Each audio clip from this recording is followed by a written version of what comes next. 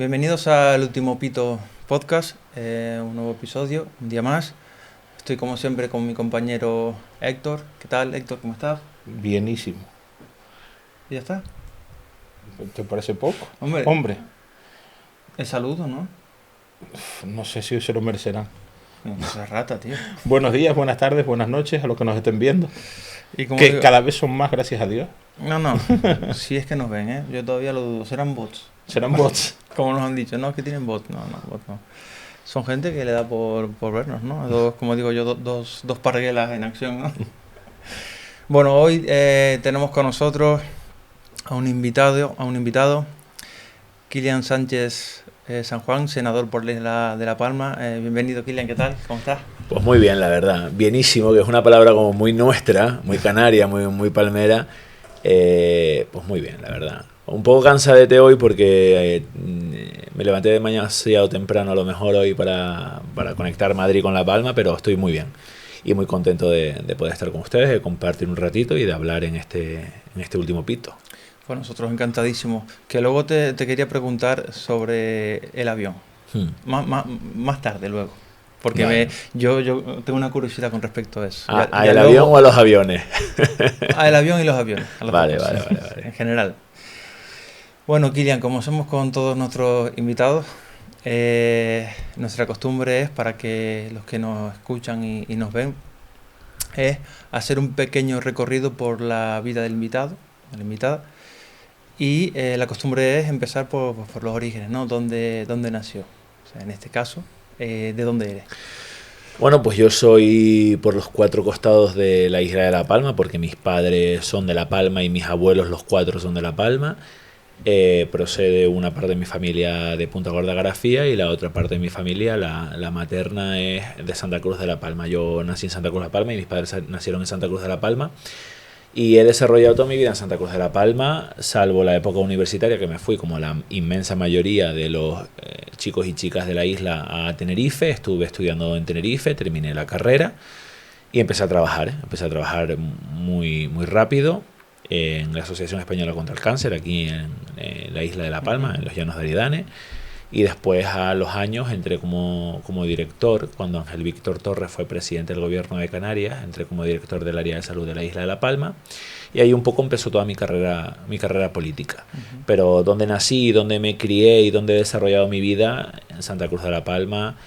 Y salvo esa época que estuve en la universidad, pero como todos los chicos y chicas, la mayoría de los chicos y chicas de la isla que estudian en Tenerife, en la universidad, pero en Santa Cruz de La Palma mayoritariamente. ¿En qué barrio Santa Cruz de La Palma? En el barrio de la Encarnación. Es un barrio muy bonito, muy de gente muy normal y muy corriente, gente muy familiar, la verdad que muy bien. Además, mis abuelas, ambas, viven muy cerca, prácticamente, como yo digo yo, 4 curvas de diferencia de una de la otra. Entonces, en esa época, pues la verdad que estaba muy bien porque iba a ver a una, iba a ver la otra. La madre de mi padre pues vivía muy cerca de una cancha de fútbol allí en el barrio de la Encarnación. Mi otra abuela un poquito más arriba. En la casa de mi abuela materna, en la misma calle, vivían en esa época prácticamente todos sus hermanos y mi bisabuela. O sea que era una calle peatonal donde estábamos todos, nos criábamos en la calle, jugando en la calle. Iba a casa de una tía, iba a casa de otra tía, iba a casa de un primo. Pues la verdad que tengo un muy buen recuerdo. Además tengo un recuerdo de una niñez muy sana, muy bonita y muy bien. Siempre rodeado de mujeres. Yo creo que por eso ha sido siempre un vínculo muy fuerte el que he tenido con las mujeres.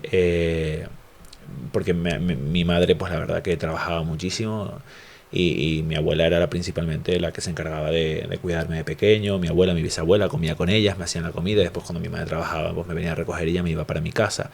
Pero la verdad que sí, tengo un muy buen recuerdo de esa etapa de juventud, de niñez, en el barrio de la Encarnación, que nosotros prácticamente nos bajábamos abajo a la calle Real, al centro de... No, porque nosotros vivíamos arriba y la verdad que muy bien, con muy buen recuerdo.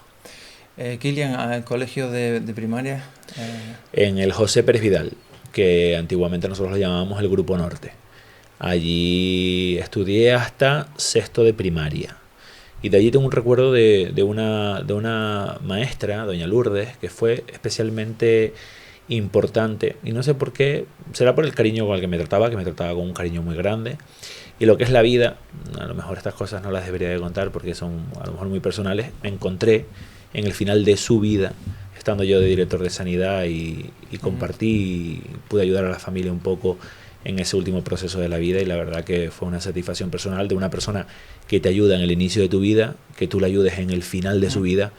Es muy bonito, muy bonito. Le tengo cariño a sus hijas, que las conocí en esa etapa final de su vida, y a su marido don Miguel, que le tengo un grandísimo respeto y un grandísimo cariño, que hoy vive, él sigue viviendo y sigue vivo y está bastante bien, físicamente está bastante bien.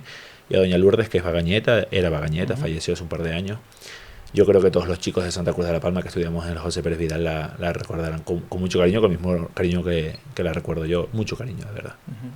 Si pudiésemos mirar al Kilian de pequeño, de aquella época, por un pequeño agujerito, estamos hablando de cuando tenía pues entre 5 y 10 años, ¿cómo lo veríamos? ¿Lo veríamos en la calle, con los demás niños, jugueteando? ¿Lo veríamos un poquito más apartado?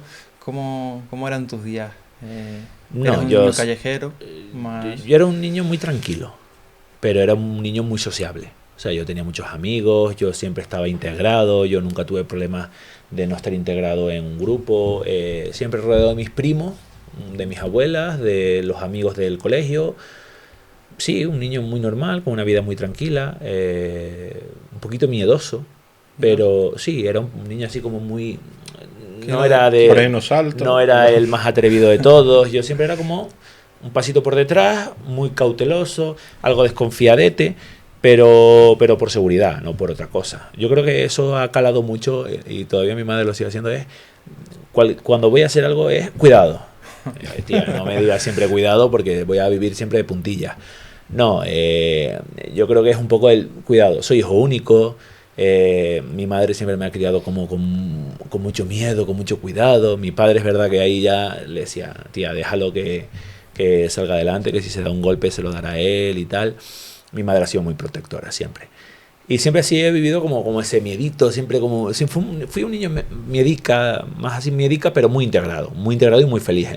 Y siempre me llevé muy bien con todos mis amigos, y tengo grandísimos amigos de la infancia, y tengo una vida muy buena y muy tranquila, yo creo que sí.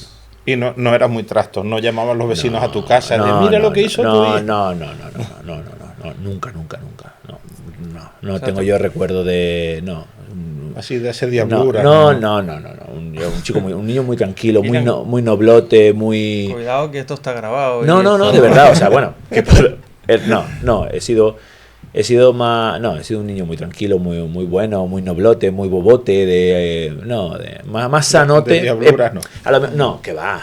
A lo mejor pecaba más de sanote, de ay, eso no, tal. No, que va, no. Súper tranquilo, súper bueno. Un niño tranquilo, un niño bueno. Hombre, también a ver, como todos los niños, si me dabas una patada te la devolvía. Sí, hombre, claro. Además, el cuerpo que tengo, que soy grandísimo. Debería ser uno de los más grandes siempre he sido el más grande de mi instituto, del colegio, de la universidad, siempre he sido de los más grandes. ¿Pero cuánto mides, Kilian? 1,93 más o menos. Para darte una patada a ti también había que... Sí, bueno, el que se atreviera. Kilian, y con esa... Pero no, yo nunca ni de fajarme, ni de pelearme con nada. Menos mal, pues si no estaríamos hablando quizás de cárcel. Porque con una mano de esas te pega un guantazo y te deja durmiendo. Bueno, a veces dan ganas, pero vamos a mantener la compostura. Vamos a usar la fuerza mental, ¿verdad? Sí. Más que la física. Es mucho más poderosa. Sí. Y además, cuando tú tienes un rival que tú lo ves, que lo estás sacando de casillas, al fin y al cabo con la verdad y con la palabra, esa es como se tiene que combatir las cosas. Además, nunca ha sido una persona agresiva ni violenta, y creo que ahí es cuando ya se pierde todo. Cuando ya recurres a la violencia, es cuando pierde todo sentido. Yo creo que la palabra es muy bonita, incluso en la diferencia es bonita, el respeto es muy bonito, y lo que es muy feo, al igual que la violencia es muy fea, es la mentira. Yo no puedo con la mentira. La mentira no me gusta. Y a veces también, como he dicho yo, alejarse silenciosamente sin decir nada también es una buena respuesta y una buena actitud según en qué contexto, en qué contexto y con qué. Por eso digo según. La ignorancia a veces es un triunfo, pero a veces cuando otra persona te quiere hacer daño, hablo ahora más políticamente, no puedes ignorarlo. Porque si no, lo que haces es que él tenga una victoria, él o ella. Hay muchas personas que a mí me dicen, esto de las redes sociales, que es como un arma de doble filo, y yo soy muy activo en redes sociales, pero no por otra cosa, sino porque me gusta que la gente sepa lo que estamos haciendo, porque confío y creo en la rendición de cuentas. Y hay gente que tiene intereses personales e intereses políticos y hacen comentarios dirigidos para moldear la opinión del resto de la población, y eso es así, Y si me escriben en mis perfiles, yo no puedo dejarlo pasar. Yo no puedo entrar a contestar los cientos de comentarios que me hacen, porque hay un porcentaje importante de comentarios que son buenos, otros que son malos, y otros que son faltas de respeto, y otros que son delitos. Pero yo tengo que responder con datos, con educación y con contundencia. Pero a veces hay cosas que no podemos ignorar. Y sobre todo en el momento en el que estamos viviendo en la isla de La Palma, no podemos ignorar actitudes de ciertas personas y de ciertos políticos, y yo soy político y hablo de política con respecto, por ponerles un ejemplo, con la reconstrucción de la isla de La Palma. No puedo, y ahí mi ignorancia no va a estar, perdón, mi ignorancia no, mi evitarlo, mi ignorarlo no va a estar ahí. Va a estar todo lo contrario, con datos, con educación, respondiendo a los que se creen salvadores de esta tierra, que en absoluto lo son. Es que hay veces, yo lo estaba comentando el otro día con una persona que me decía, ¿tú crees que es mejor dejarlo pasar o no? Y el problema es que si lo dejas pasar, la gente se queda con lo que dijo la otra persona, sea verdad o mentira. Mira, el otro día estuve en el 14 Congreso de la UGT La Palma. Mi compañera, puedo decir que es compañera porque es del Partido Socialista también, Lupe Parrilla, se jubilaba. Lupe pasó unos años complicados, los últimos años, por un proceso judicial que al final terminó totalmente absuelta, pero ella nos explicaba, el papel, cuando lo arrugas, se estruja, se rompe, se quiebra. Si ese papel lo intentas estirar, nunca va a volver a ser el mismo. Siempre tiene heridas, siempre tiene marcas, estrías, queda arrugado. Y eso es lo que pasa en esta sociedad. Y le está pasando al presidente del gobierno, Pedro Sánchez, y le está pasando a mucha gente, principalmente de izquierda, que están intentando atacar, están intentando manchar, están intentando hacer juicios paralelos o juicios mediáticos, que son complicados después, cuando se demuestra que no hay nada, volver a restaurar el honor de esa persona y sobre todo el que las cosas no queden como... Hay que defenderse y hay que hablar con la palabra para que el que te intenta atacar no se lleve el resultado positivo. Vaya, tenemos una mosca un poco cojonera. Vamos a tener que tomar medidas para que no vuelva a ocurrir. Yo quería hacer... Bueno, sí, bueno, yo lo que iba a decir, que me gustaría rebobinar un poquito, volver un poquito a en este caso a Kilian de la adolescencia, que no habíamos llegado, para luego ya meternos más en el tema de la política un poquito más tarde. Unos políticos. Nos gustaría saber... Claro, no pasa nada, aquí es todo como vaya surgiendo, ¿no? Pero sí que nos gustaría tener un poquito lleva el guión como tú consideres. Cuando adolescencia la pasaste también allí, por lo que decías, en el barrio de la Encarnación. Sí. ¿Cómo fue tu adolescencia? Bueno, la adolescencia ya no la pasé tanto en el barrio de la Encarnación, porque nosotros vivíamos en Santa Cruz de la Palma, mis padres y yo, entonces ya uno se va haciendo mayor y ya va haciendo vida por Santa Cruz de la Palma.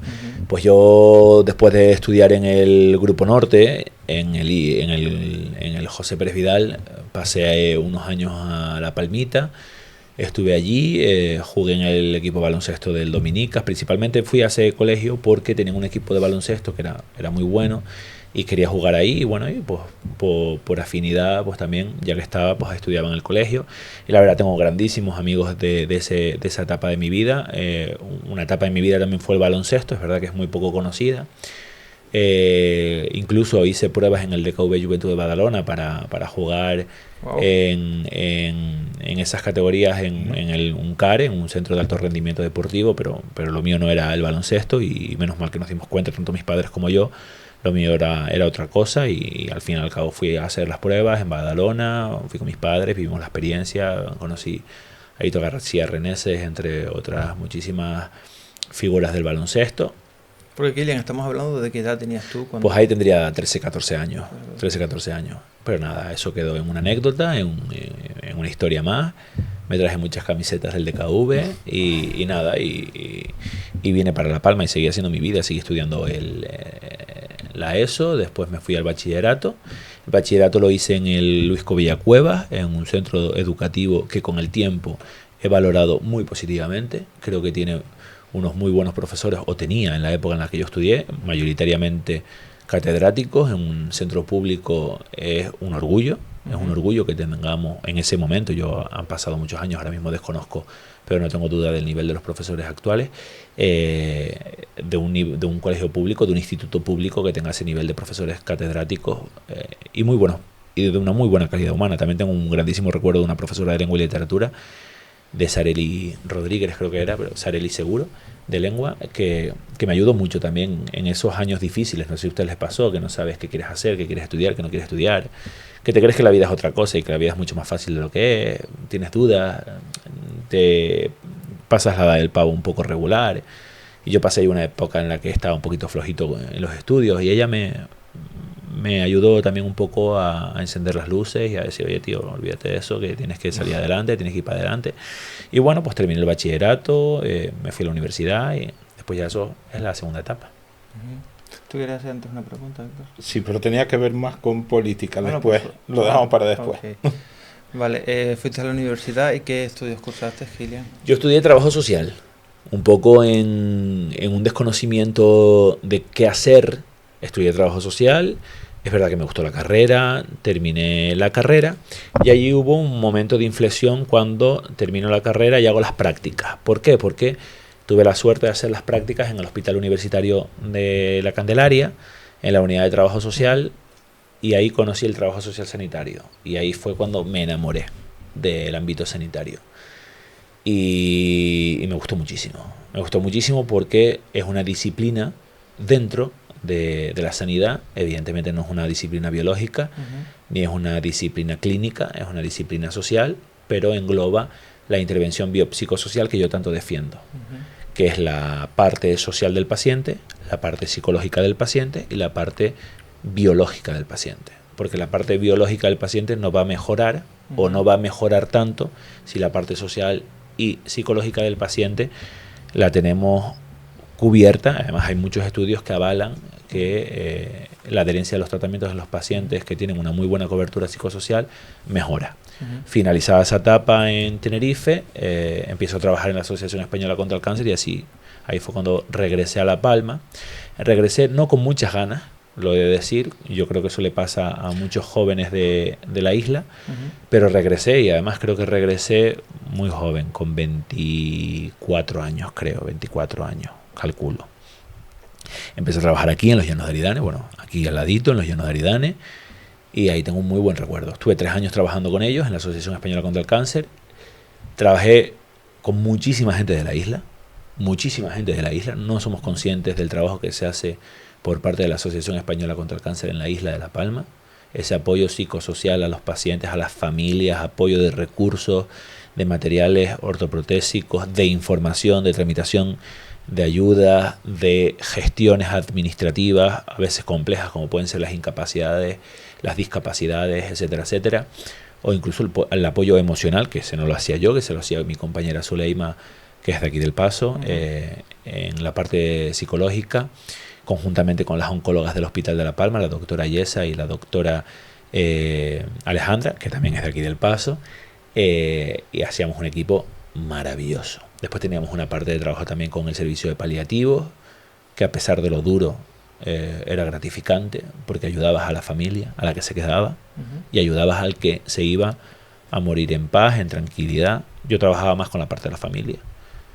Y la verdad que muy bien, muy feliz. Y ahí, en un verano, me acuerdo perfectamente, recibo una llamada de Anselmo Pestana, en ese momento secretario general del Partido Socialista en la isla de La Palma, y me dice que han pensado en mí para la dirección de sanidad, la dirección del área de salud. Yo trabajaba en el hospital con la Asociación Española contra el Cáncer, con lo que conocía el funcionamiento del hospital, pero muy circunscrito al área de oncología. Yo me dio un poco de vértigo, lo reconozco, porque yo tenía ahí 28 años.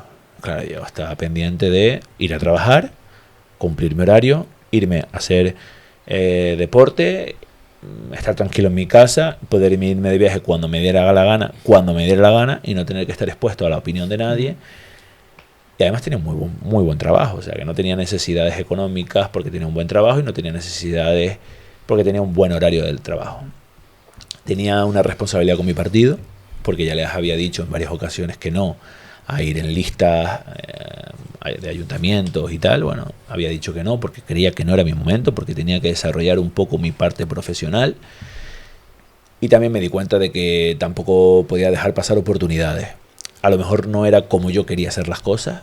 A lo mejor a mí me hubiera gustado entrar en política un poco más tarde, pero se dio esa circunstancia. Se lo agradezco infinito. Anselmo Pestana, estaré siempre agradecido que haya confiado en un pibe de 28 años para el área de salud. Y ahí tuve una grandísima suerte, que fue Mercedes Coello. Sobre todo al principio de mi aterrizaje en la dirección, teníamos un equipazo. Y lo sigo teniendo, porque ese equipo de sanidad estará conmigo toda la vida. Éramos yo, no porque me quiera poner delante, pero era la máxima autoridad en ese sentido, porque era el director de área de salud y la ley de ordenación sanitaria de Canarias lo estipula. Después estaba Mercedes Coello como gerente del hospital, y después tenía directoras médicos de atención primaria y especializada, y después teníamos un sinfín de cargos intermedios, muchos de ellos funcionarios del hospital, y hacíamos un trabajo importantísimo. Me encantó mi etapa en sanidad. La verdad es que te tocó una etapa muy difícil. Sí, complicada. Dos cosas. ¿En qué año entraste? Dos cosas. Muy difícil. Por un lado, algo desagradecida, y por otro lado, muy agradecida. Muy difícil por la etapa en la que entré. Yo entré en agosto del 2019. Vamos, justo. En enero-febrero del 2020 ya teníamos los primeros casos de COVID. Hicimos un muy buen trabajo, y me da igual que puedan decir que lo defiendo porque fui yo y mi equipo. No, hicimos un muy buen trabajo, y es un dato cuantitativo. Fuimos la isla con menor porcentaje de mortalidad por causa COVID. Fuimos la isla con mayor tasa de vacunación nacional. ¿Sí? Sí. Fuimos la isla que mayor porcentaje de vacunación tuvo durante los periodos de vacunación, tanto adulta como pediátrica. Además, recordaré siempre que Pedro Sánchez, en una rueda de prensa, hizo alusión a los buenos datos de vacunación de la isla de La Palma como ejemplo. En esas ruedas de prensa que hacía el presidente los viernes, después, o una vez a la semana, una vez cada 15 días, hicimos un muy buen trabajo. Y no solo hicimos un muy buen trabajo, que lo defiendo, sino que con una situación epidemiológica fuimos capaces de transformar la sanidad en la isla de La Palma. 14 millones de euros para reformar la flota de ambulancias de nuestra isla, tanto de transporte sanitario urgente como no urgente, el CAE de los Llanos de Aridane adquirido y puesto en funcionamiento, los Llanos de Aridane, las obras de urgencia, el Hospital de La Palma pusimos la zona polivalente para hospital de día, compramos el área de salud de La Palma en Breña Alta para ubicarlo en Breña Alta, abrimos el consultorio periférico de Las Manchas, redactamos proyecto de funcionamiento del consultorio periférico del puerto Tazacorte, guardias de urgencias de Tijarafe, Punta Gorda, pusimos en la isla de La Palma por primera vez un servicio de oncología radioterápica, pusimos ampliación de fisioterapia en el Hospital de La Palma, pusimos los primeros psicólogos clínicos en atención primaria, pusimos la unidad de atención temprana al Hospital de La Palma, que hoy en día tiene mucha atención de pacientes pediátricos de 0 a 6 años con problemas de desarrollo. Bueno, y hoy lo que veo es que no hay COVID y no hay avance. Bueno, no hay COVID, porque no hay COVID, no hay volcán, pero no hay avance. No sé cuántos bloques habrá movido la Consejería de Sanidad en estos últimos años, no sé qué avances ha habido, ni avances ni críticas, porque a mí me abrían los periódicos de radio los lunes con críticas continuas. Algunos perfiles de Facebook muy afines a Coalición Canaria, continuamente crítica. Y la consejera Nieves Lady Barreto hizo una oposición muy dura a la Consejería de Sanidad en la legislatura pasada. Y ahora a mí la gente por la calle que me conoce me dice, qué mal está el hospital, qué mal está la sanidad. Pero yo no veo a nadie que se queje. Yo no veo a nadie que diga, oye, que esto no está funcionando. Y ahora la señora Lady Barreto pues ya no se acuerda de la sanidad. A mí si se me permite, porque veo que... Es que es un tema, la sanidad para mí es un tema que me toca y es necesario y además que he tenido la oportunidad de continuarlo, porque ahora en Madrid, y hablaremos de eso, estoy en una etapa muy centrado también, no solo en la isla de La Palma, sino también en sanidad, y es un tema del que podríamos estar hablando infinidad y que me apasiona. No, desde luego, cualquier tema que quieras tratar o de forma espontánea, o sea, no es que tengamos que seguir a rajatabla, porque yo estaba pensando, ¿no? Kilian seguramente tiene algún tipo de visión atrás del papel, ¿no? Porque me ha quitado 40 preguntas de golpe. Pues no tengo esa capacidad de momento. A lo mejor reflejado en las gafas, a lo mejor te puedo sacar algo, pero... Tendré que hacérmelo mirar. Bueno, lo que quería yo preguntar, y ya después sí que nos metemos en tu etapa como director general de Salud Pública y actualmente como senador por Islas de La Palma. Antes de empezar con eso, que ya hemos hablado un poquito así, ¿no? No nos gustaría, porque a ti también te gusta eso, de tú la película y yo la música. ¿Qué música sueles escuchar o escuchabas? Mira, acaban de tocar dos temas complejos. Uno, para mí la música es arte, pero no creo que sea una persona que entienda de arte. Para mí el arte es si lo veo y me gusta. Para mí la música es si la escucho y me gusta. Pero me gusta mucho la música, pero no soy entendido en música. A mí me gusta desde el reggaetón, a el indie, a Rocío Jurado, a cualquier cosa. Pero lo que me guste. Me gusta mucho Alejandro Fernández, me gusta mucho Karol G, o sea, es que tengo un abanico muy grande de música. Me gusta mucho la música, pero lo que me gusta de escucharlo y tal. No soy en absoluto conocedor de esta gente que sabe qué tipo de música es. No. Yo mi Spotify pongo lo que me gusta, lo que escucho en la radio, tal. Muy basic. Y cine, soy muy poco cinéfilo. ¿Sí? Muy poco cinéfilo. Muy poco. Y soy del que a los 5 minutos se queda dormido. No. Tampoco tengo tiempo. Pero no, ni series, ni películas, ni sagas de estas de que todo el mundo me habla. No conozco los personajes de Harry Potter, no conozco No. Yo es que y videojuegos, nada, cero. No me gustan, no los conozco, no sé cómo se hace. En cuanto a videojuegos, yo siempre lo he dicho, la peor inversión que he hecho yo nunca, la peor, fue la Play 4. Todo el mundo, la Play. Me compro una Play. La usé un mes. Allí quedó la Play. Digo, la peor inversión que he hecho nunca. Nunca me han llamado la atención tampoco. Sí que es verdad que he jugado algún videojuego a lo largo de mi vida, pero no he sido un fanático de los videojuegos como tal. No, y luego del cine sí. Lo que pasa es que yo tengo, no estoy diagnosticado, pero por lo que he ido descubriendo a lo largo de los últimos años en mi vida, yo creo que tengo un déficit de atención seguro porque no sigues el hilo de las cosas. Claro, o empiezo a leer cuesta algo, la concentración. O empiezo, por ejemplo, ya esto lo he comentado aquí, empiezo a leer algo, sea lo que sea que me gusta, y empiezo a leer. Y llega un momento, después de unos segundos, que no sé lo que estoy leyendo. Mi mente se va a otro lado sin yo quererlo. Bueno. Y es difícil. Entonces, me gustaría quizás acudir a un profesional porque, oye, me gustaría poder concentrarme. Si hubiera sido un niño que hubiera crecido en la época en la que yo era director, hubieras tenido la unidad de atención temprana que diagnostica muchas patologías en estadios leves a pacientes de 0 a 6 años, entre ellos TDAH, déficit de atención, autismo, otro tipo de problemas más severos, que por suerte no es el caso. Por eso defiendo tanto las unidades de atención temprana. Y por eso tenemos que defenderlas y cuidarlas, al igual que la educación gratuita de 0 a 3 años que tanto apostó Ángel Víctor Torres y que el señor Clavijo se ha olvidado completamente, al igual que se olvidó de la reducción del IGIC, que nadie habla de eso. ¿Se acuerdan que prometió del 7%, que bajaba del 7 al 5, del 7 al 5, del 7 al 5? Y nadie se lo recuerda, también te digo. Pero sigue en el 7, ¿no? Sí, sigue en el 7. Y no va a bajar al 5. Vale, ahora sí. Ahora ya si les parece vamos a estar ya también en lo que estábamos, ¿no? Ya nos has dicho cómo llegaste a la política, pero no nos has dicho qué referente político en el pasado tuviste, si tuviste algún referente político. En el pasado y en el presente. En el pasado y en el presente, ¿nos puedes comentar? Sí, a ver, he tenido referentes no solo de mi propio partido, y yo creo que eso es importante, pero sí han sido siempre referentes progresistas.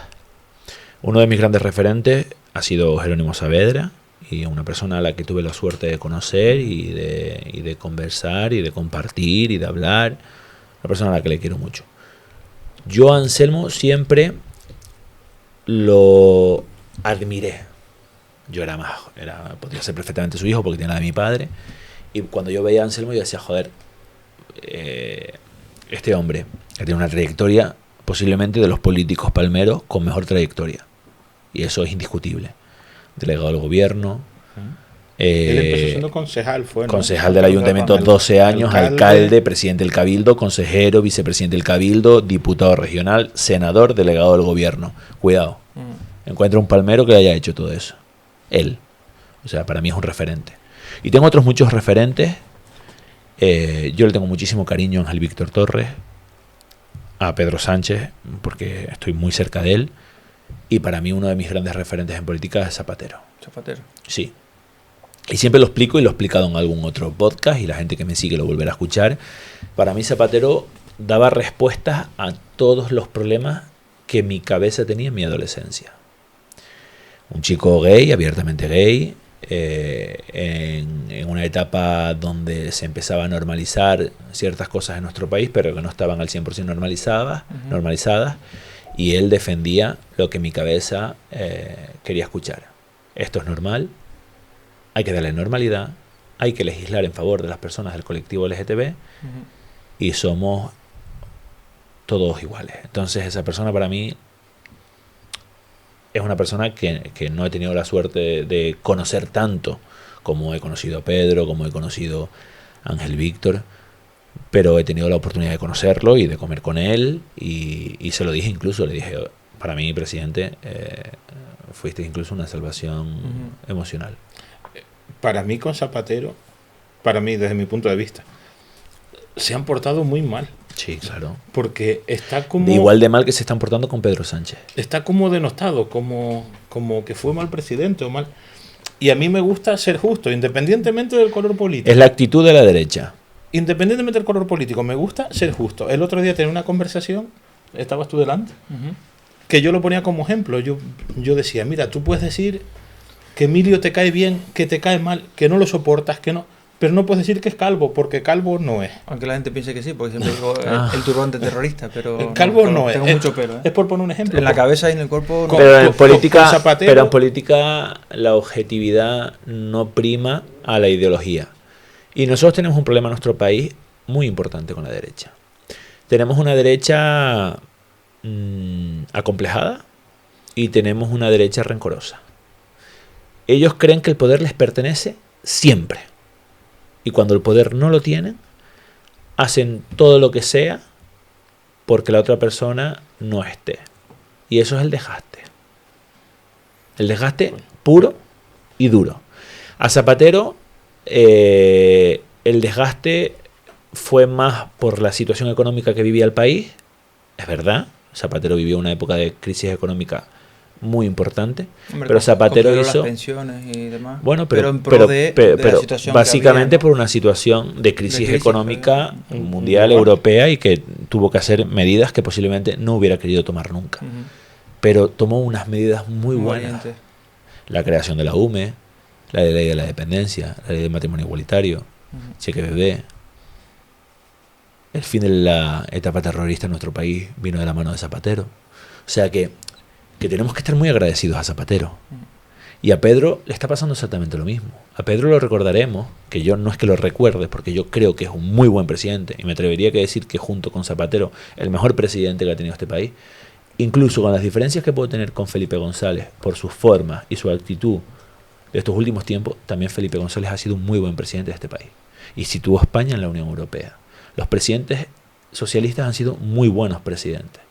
Y el desgaste que le ha sometido la derecha ha sido brutal, porque repito, vivimos y me da igual decirlo una y mil veces. Tenemos un problema con una derecha irracional, acomplejada y mala. Y no nos merecemos esta oposición, porque al fin y al cabo estamos gobernando por legitimidad. Porque si el gobierno de Canarias es legítimo, que gobierna Coalición Canaria, siendo segunda fuerza, y PP siendo tercera y el Partido Socialista siendo primera se quedó fuera, es igual de legítimo el del Estado. Pedro Sánchez quedó segundo y conformó gobierno con el resto de grupos parlamentarios que le dieron su apoyo. Punto. Igual de legítimo. Pero la derecha no lo encaja. Y las declaraciones continuas de los líderes nacionales del Partido Popular es vergonzosa. Tellado, abramos fosas para cuando este gobierno caiga. Eso lo habías oído, tú no ves la tele. Yo no lo veo. Qué poca vergüenza.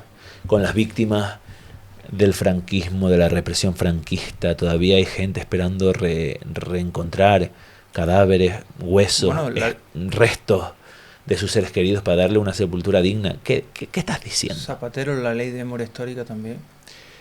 La ley de la memoria histórica, No fue el- 2000, no sé, no es de 2020, la memoria Creo que democrática. no. La memoria democrática, No lo sé. juraría que es de 2020, la 2021. Juraría, ¿no? Ahora, No sé. pero bueno, pero bueno, Bueno, Zapatero tuvo, no sé si cuando el gobierno de Zapatero, no sé si fue en 2000, él estuvo 2004, bueno, creo que él presentó su dimisión en la segunda legislatura en 2011, creo que presentó su dimisión. bueno, yo creo que Que luego- de las últimas leyes de memoria democrática son del 2020, creo, ¿eh? Pero aún así, Bueno, hay una ley cuando Zapatero que era para honrar a las víctimas del franquismo y demás. No sé si se llama ley de memoria democrática yo o... creo, porque he trabajado con ella, que la última ley una de las últimas leyes de memoria democrática fue de este gobierno. Porque Zapatero estuvo 2004, 2008 y 2008-2011, que es cuando presentó su Sí, que su Mercedes dimisión. Coello fue diputada nacional en esas dos legislaturas. Ujú. Fue 8 años diputada nacional. Yo creo que fue un buen, también a título personal, fue un buen presidente y muy Sí, valiente. fue un buen Y presidente. se ajustó a las necesidades de aquel momento. Con Como- todo en contra. Ujú. Con todo en contra. Yo lo que no entiendo de la política es ataca con verdades. Si Pedro Sánchez no será perfecto, ni Aznar, ni Rajoy, ni Zapatero. Pero Héctor, Pero que no inventen. Héctor, ninguno de nosotros es perfecto. Nadie es perfecto. Claro. Pero- Pero que no Pero inventen. lo que no se ataquen. puede hacer es maltratar a la gente. Y yo conozco al presidente. Y yo tengo la suerte de estar cerca del presidente. El presidente no solo es una persona honrada, es una persona que quiere y le duele a este país. Y quiere lo mejor para este país. Y si en parte no se rinde, es porque quiere este país. Y porque quiere lo mejor para este país. Y someter a nuestro país al caos mediático, porque es un caos mediático y social al que lo está sometiendo la derecha, no es justo. Porque hagamos un análisis cuantitativo de la situación de nuestro país. Si todo va bien, pronto llegaremos a los 50 millones de ciudadanos en España. 22,5 millones de afiliados a la Seguridad Social. El paro más bajo. Tasas de inversión económica con fondos europeos multimillonarias. Datos económicos impresionantes. Un ministro de Economía en Tokio hablando japonés mejor que Feijóo español. Señores, pero lo que no podemos hacer es la mentira, el fango continuo, el mancha que algo queda y la mentira, porque la mentira no es buena. Ya no lo está haciendo solo la derecha nacional, también lo está haciendo la derecha canaria, como Coalición Canaria. Sergio Rodríguez empieza el curso político en una entrevista en Onda Cero. La reconstrucción de La Palma se ve frenada porque los fondos del Estado llegan mal y tarde. No enmascares tu nula gestión al frente del Cabildo de La Palma con los fondos del Estado. No, tío, no puedes. Eres el presidente del Cabildo. Prometiste el oro y el moro. Te votó la gente de esta isla, 20.000 votos, nada más y nada menos. Cumple. El Estado ha posicionado en la isla de La Palma 1.092 millones de euros. Cuantitativos. Ojalá pudiera traer aquí las transferencias de crédito impresas para que la gente las viera. A La Palma le va a ir mejor cuando el presidente del Cabildo, Sergio Rodríguez, deje de llorar, deje de echar balones fuera y se ponga a trabajar de una vez, que le queda poco. Le queda poco para volver a enfrentarse a unas urnas, a que la gente vuelva a depositar confianza en los cargos de esta isla, a los cargos del Cabildo Insular, a los cargos del Ayuntamiento, y que la gente reflexione. Kilian, yo quiero hacerte una pregunta, que la misma que le hice a Borja Perdomo hace ya unos meses, y es si, bueno, yo le decía a Borja si él creía que en este caso el gobierno de Coalición Canaria en el Cabildo está gobernando de alguna manera pues con ayuda de la catástrofe de la erupción volcánica, ¿no? Si tú crees, te lo hago a ti personalmente y directamente, ¿tú crees que Coalición Canaria tiene mayoría y gobierna en el Cabildo Insular de La Palma porque se ha podido beneficiar quizás de la erupción volcánica y de lo que la gente estaba padeciendo y sufriendo? Sí. Sí. Bueno, pues Borja dijo lo mismo, era una... Sí, y además, si quieres lo desarrollo. En un momento crítico, cualquiera puede ser el culpable. Y él se dio cuenta de que si seguía de la mano del Estado, de la mano del Cabildo, con una reconstrucción en unión, no iba a obtener ningún tipo de resultado. ¿Qué hizo? Se desvinculó y empezó a obtener una voz contraria a la gestión, que la gestión no es fácil, y se está demostrando ahora. ¿Por qué? Entonces, cuando tú adquieres un discurso populista, en un momento en el que la gente lo está pasando mal, pasa lo que pasa. Y él prometió, y prometió, y prometió. La LP2 en 90 días, 2 semanas, 15 días, pues llevamos 2 años, no está la LP2. ¿Cuántas cosas ha prometido?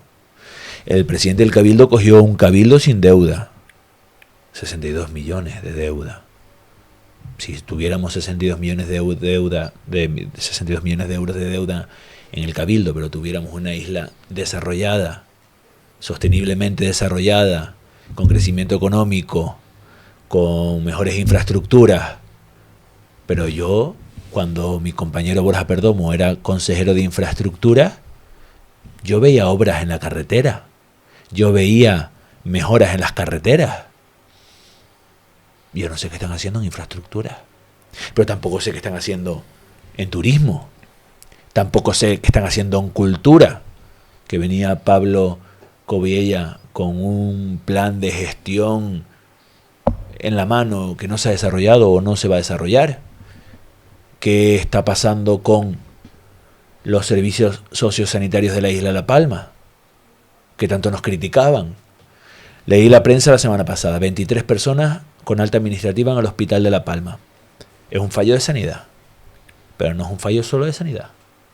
Es un fallo de que los centros sociosanitarios no recepcionan pacientes que no tienen una situación aguda, que tienen una situación prolongada, que es de largo periodo y que necesita unos cuidados distintos a una situación aguda. Es crónico, se tiene que ir del hospital. Pero las familias no tienen a lo mejor los apoyos suficientes. Pero la administración pública tiene que tener plazas. Lo he dicho mucho tiempo. La Palma tiene una población altamente envejecida. Tenemos que tener una mejor red de atención sociosanitaria y eso le corresponde al Cabildo y al Gobierno de Canarias. Pero venían como salvadores de esta tierra, porque como ellos dicen que son los únicos que defienden esta tierra, y esta tierra no la están defendiendo. Esta tierra la están hundiendo. Y lo único que saben hacer es llorar. Oye, pues uno también se defiende. Yo voy a Madrid y lucho por La Palma. Y yo defiendo el 60% del IRPF, que ha costado y es difícil.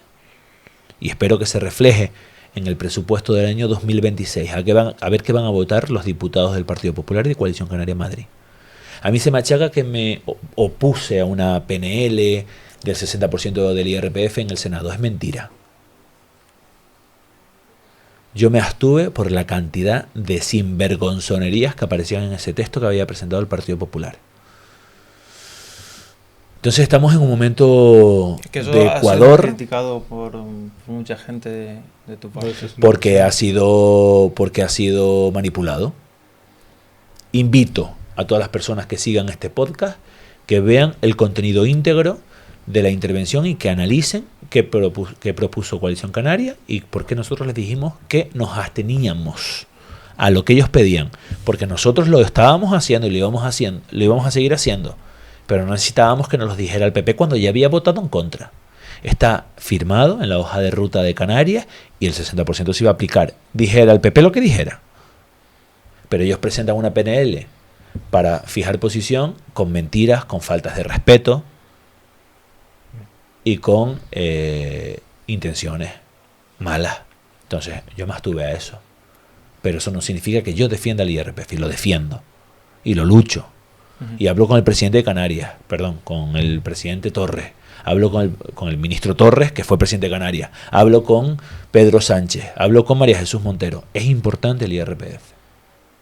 Hasta que se haga una valoración de el poder adquisitivo y la renta per cápita de la isla de La Palma. Porque entiendo que también el IRPF no podrá ser para siempre, porque no podemos convertir a la isla de La Palma en un paraíso fiscal y hay que obtener impuestos para mejorar nuestro país y nuestra isla.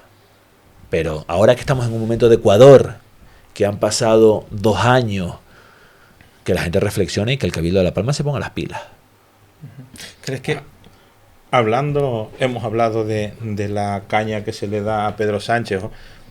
Tú como persona, ¿cómo llevas? Porque yo últimamente veo como que el político, por ser político, ya la gente tiene derecho a darle lo que quiera, ámbito personal, de ámbito profesional, lo que sea. ¿Cómo se lleva el día a día esa leña constante? A ver, yo entiendo que haya personas que no aguanten el nivel de exposición pública y de estrés al que puedes estar sometido cuando tienes cierto nivel de relevancia en la política.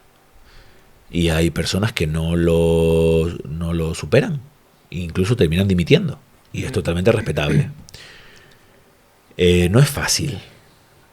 Primero, por la presión a la que te sometes, por saber que tienes que resolver los problemas de la gente. Y segundo, por esas mentiras, esas verdades a medias. Yo siempre me he sentido muy respetado. Yo la verdad que siempre me he sentido muy respetado. A mí la gente me ha respetado. Es verdad que ha habido 4 desinformadores o 4 personas con intereses notorios que sabemos perfectamente quiénes son y dónde trabajan y por quién trabajan, que en redes sociales hacen algún comentario para generar inquietud. Yo normalmente he sido muy respetado. Muy respetado. Y la gente a mí, yo me siento querido por la gente. Pero es verdad que si no tienes la cabeza medianamente bien amueblada o en un momento determinado te falla, porque a todos nos puede fallar, pues se te complica. No está de moda ser político y no está bien visto ser político, porque han habido 4 golfos que han viciado a la política. Pero no podemos meter a todos en un mismo saco, porque yo me considero un tío honrado. Entonces, a mí no me falta el respeto de esa manera. Y digo, hay honrados en todos los partidos. Y que no tengan capacidad de gestión no significa que no sean honrados. Cuidado lo que voy a decir. Pero no es el momento más gratificante para dedicarse a la política. Y yo he vivido momentos muy gratificantes, sobre todo en mi etapa de sanidad. Yo en mi etapa de sanidad viví una etapa muy gratificante porque veía muy buenos resultados en la isla. Y cuando tú ves resultados, te da satisfacción. Y ese reconocimiento que sí tengo, lo obtuve con 13.000 votos al Senado y gané en una candidatura que era complicada, porque veníamos con una ola en contra de votos. Fue como medio sorpresivo, ¿no? Sí. Y además que el senador lo tenía el Partido Popular. O sea, en un momento que no tienes todas contigo, que el PP está en auge, que tú te mantienes ahí un poco regular, el partido mío, el PSOE, y que seamos capaces de robarle no, de ganarle el Senado al PP, para mí fue muy satisfactorio. Y joder, eso es como cuando, lo dije también en el otro podcast que grabé, como cuando te pegas 4 años estudiando unas oposiciones y las apruebas. Pues yo me siento así, que me he presentado a unas oposiciones y me han aprobado los ciudadanos de la isla de La Palma. Y lo tengo muy presente, siempre, muy presente. Y es una responsabilidad muy grande. Y en Madrid siempre que lo defiendo. Y cuando obtengo reconocimiento por mi etapa en el ámbito sanitario, siempre digo, soy senador palmero. Kilian, si te parece, a mí me gustaría pasar aunque sea someramente, por tu etapa como director del área de salud de La Palma, porque te tocó un momento muy complicado que fue la pandemia. ¿Cuál es el momento, digamos, más difícil en tu etapa de director del área de salud de La Palma con respecto, bueno, a la pandemia? ¿Qué es lo que, así a grandes rasgos, fue lo más complicado que te tocó solucionar? Lo más llamativo que digas, wow, esto... Bueno, yo es verdad que tuve la cabeza muy fría durante todo ese tiempo. Puse el botón automático, estaba muy concentrado, sabía lo que tenía que hacer. Y estaba con los ojos puestos donde los tenía que poner, que era en resolver ese problema. Puse el botón automático y después, ya cuando me relajé un poco, fue cuando me vino todo encima, pero me relajé mucho después. Pues me acuerdo cuando aparecieron los 2 primeros casos en la isla, me acuerdo cuando se juntó la crisis epidemiológica con la crisis vulcanológica, me acuerdo el primer punto de vacunación que pusimos aquí en El Paso, que vacunamos en un día a 3.000 personas y las colas llegaban al campo de fútbol y tenía miedo que aquello saliera mal y salió perfecto porque fue un éxito. En parte gracias también a la cabeza pensante de Juan Andrés Báez, mi director de Enfermería de Atención Primaria. Me acuerdo cuando llegaron las primeras vacunas que fui con la Guardia Civil custodiado para trasladar vacunas. Me acuerdo de los fallecidos del COVID, que en esta isla nos conocemos todos y se pasa mal. Me acuerdo de muchísimas cosas, pero no sería capaz de resumir en 2 o 3. También me acuerdo de cosas muy buenas del equipo de control epidemiológico del COVID, que a día de hoy son amigas, de mi equipo de sanidad, de los proyectos que pusimos en funcionamiento, de la medalla que nos dieron los Reyes al Servicio Canario de Salud por nuestro trabajo en la crisis volcánica. En general, así fue un recuerdo muy bueno, muy positivo, muy bueno. Uh-huh. Y mi etapa en el Senado está siendo muy buena también, muy buena. Yo te quería preguntar si hay algún momento especialmente satisfactorio que tú digas, en mi carrera política este es el momento que más satisfacción me ha dado, y si ha habido algún momento que tú dices, me voy para mi casa, no puedo con esto. Irme para mi casa, no. Cuando me nombraron director de sanidad, la primera semana lo que pensé es si yo era capaz de aguantar esto. La primera semana, como todo, te tienes que dar un periodo de adaptación, pero era muy heavy. Era muy heavy. El Servicio Canario de Salud es muy heavy. Y no era consciente, no sabía si lo iba a poder soportar, pero lo soporté, y tanto que lo soporté. Y el momento más gratificante cuando gané las elecciones al Senado. Pero sin duda. Porque ese día recibes llamadas de gente que no le hubiera gustado hacer esa llamada. Que antes de pasar a preguntarte por tu etapa actual en el Senado, ¿cómo afectó la pandemia en tu rutina diaria y personal? Bueno, yo es que no tenía vida personal durante la pandemia. Yo me despertaba, me vestía, me iba para el hospital, me bebía un café en el hospital, yo en mi casa no tenía ni café, y no sabía cuándo iba a salir. Desde estar con el jefe de servicio de salud pública en la calle haciendo lo que teníamos que hacer en la calle, a estar en el hospital con Mercedes Coello, a los puntos de vacunación, al control epidemiológico, a reunirme con los ayuntamientos y con el cabildo. Tuve una muy buena relación y la sigo teniendo, con Mariano Zapata en su época de presidente del cabildo, porque me respetó mucho mi figura como director de sanidad. Tuve buena relación con los alcaldes. Los alcaldes siempre son un poco más celosos de su municipio, celosos de su propiedad, celosos de su terreno, y tuve alguna confrontación con alguno, pero son confrontaciones puntuales. Tengo muy buena relación con todos y he tenido muy buena relación con todos y trabajé muy bien con todos, porque sin el apoyo de los ayuntamientos era difícil, porque son la puerta más cercana al ciudadano. Pero yo no tuve vida. Vamos a tu casa a ducharte, a dormir En mi casa a ducharme, y llegaba, me dormir y duchaba se y me acabó. dormía, pero nosotros llegábamos a las 3 de la mañana días llegábamos a las 10, a las 7 de la tarde, y yo comía todos los días en el hospital, porque no tenía forma de... Yo comía en el hospital y seguía trabajando. Y Bajé ahora, mucho de peso, tuve una alopecia areata en una zona de la barba del estrés, Mercedes Coyo también bajó mucho de peso. Es que no es fácil, es que fueron no solo los 2 años que duró entre una cosa y la otra, sino después todo lo que viene siendo la reconstrucción, que también en una crisis epidemiológica hay reconstrucción, todos los problemas después que tuvimos con las listas de espera, porque cuando tú estás 2 años sin pasar consulta o 1 año sin pasar consulta, sin operar, salvo cosas muy preferentes y urgentes, después todo eso se te acumula y eso hay que gestionarlo.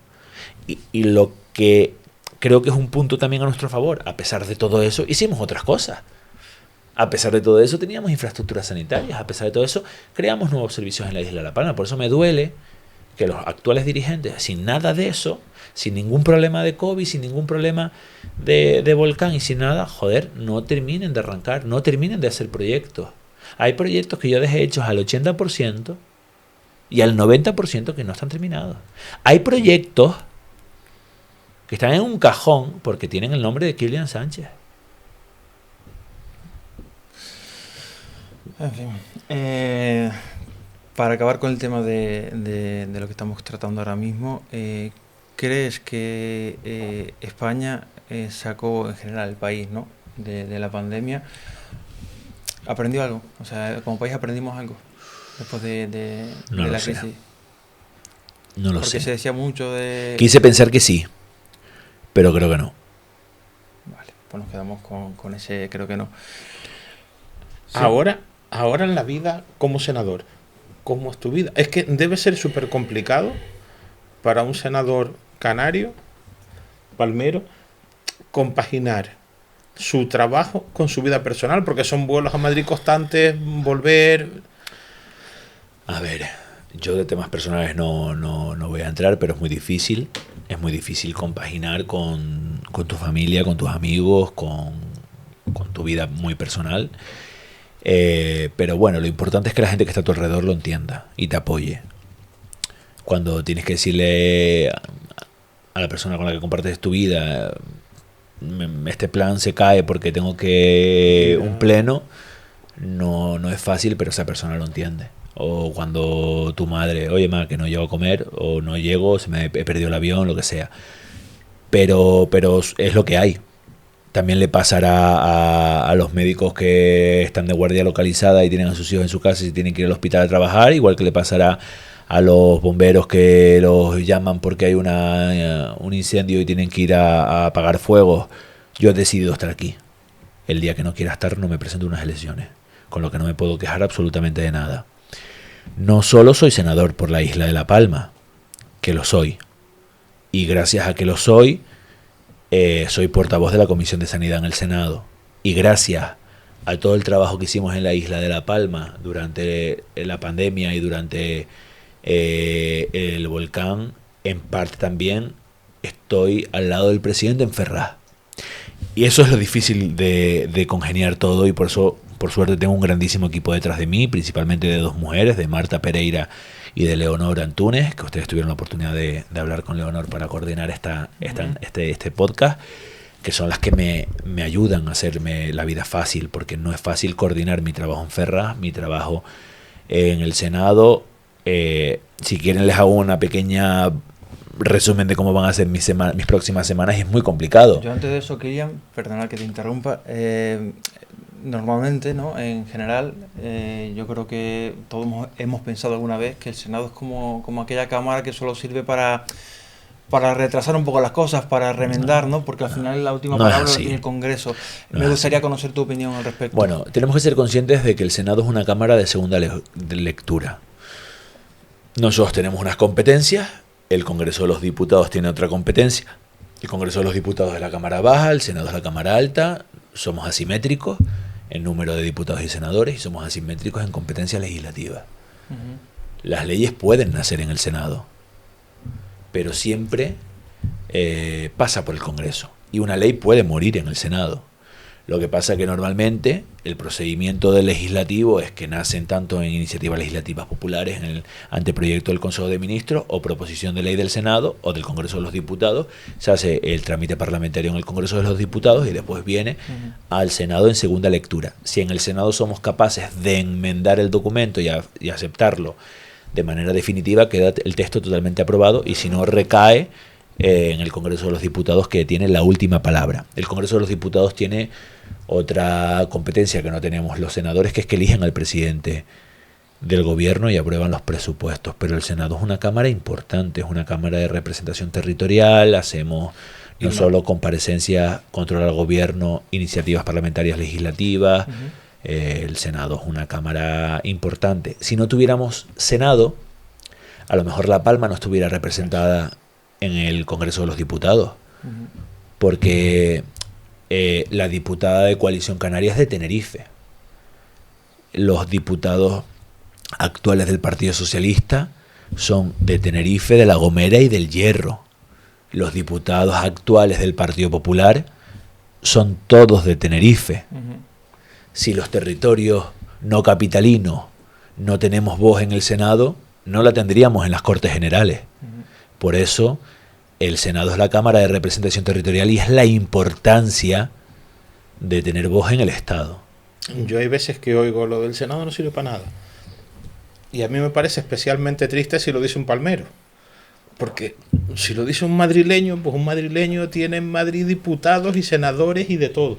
Un territorio como La Palma, si no tuviéramos el Senado, lo que estás diciendo, seguramente muchas legislaturas no tendríamos en representación. Pues mira, históricamente nosotros hemos tenido 2 diputados. El partido, si no recuerdo mal, el Partido Socialista ha tenido 2 diputados del Partido Socialista, que fue Mercedes Coello y Sergio Matos.